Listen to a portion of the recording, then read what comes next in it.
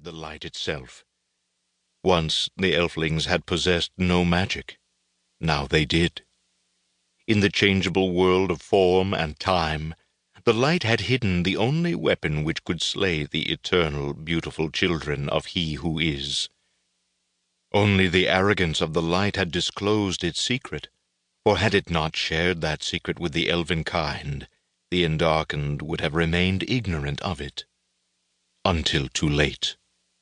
The king of the Endarkened threw himself into preparations for the coming war as never before. If Virulan had been stupid, he would have been long dead. Virulan was not stupid, and so he was not dead, but remaining king in the world without sun was a thing that took work. He'd been preparing for the red harvest for nearly as long as he had been promising it to his subjects. As their numbers grew, so did the numbers of those he bred in his nurseries in the cold north to be their allies.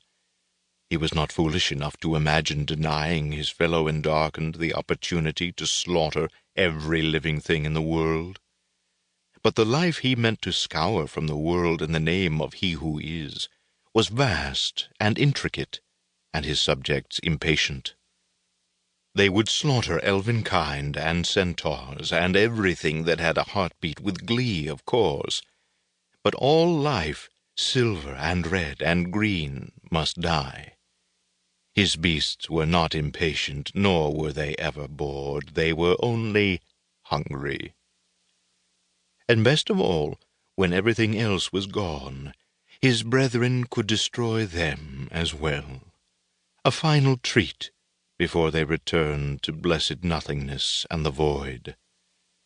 That reunion was nothing so ordinary as death. If it had been, the Endarkened would have ended their own lives long ago. Death was ugly and terrifying. It held the hint of an eternal living, an eternal awareness, even, dreadfully, transmutation and rebirth.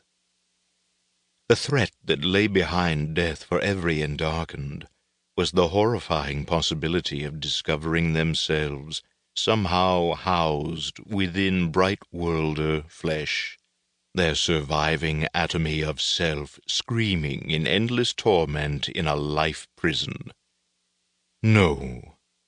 Reunion with He who is was eternal darkness, eternal joy, eternal, perfect, utter nothingness. But such joy must be earned by completing the task he had set them. And so he summoned the remainder of the 12 to the heart of darkness. In the vast sweep of time that stretched from their creation to this moment, the heart of darkness had changed. First, a throne and a crown for its king. Then walls and floor and arching vault ornamented with representations of the infinite complexity and beauty of pain.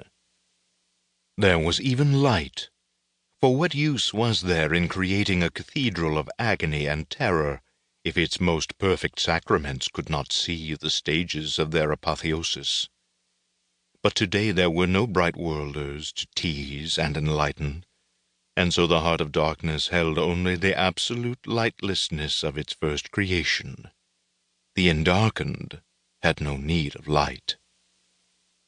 "You have summoned us, great King Virulan," Urales said obsequiously. "We are eager to hear your words." Urales was a problem. Virulan knew that. His foremost rival, the only other Endarkened who remained as He who is had made them, and thus Virulan's greatest rival. Urales hoped to sow dissension among Virulan's subjects, all of whom chafed at the restraint their king had placed upon them. "As you know, my dearest comrades, the time of the red harvest is not yet upon us," Virulan began. A faint rustling of wings greeted those words, for though none of his people dared to defy him, not openly at least, they were emboldened by their own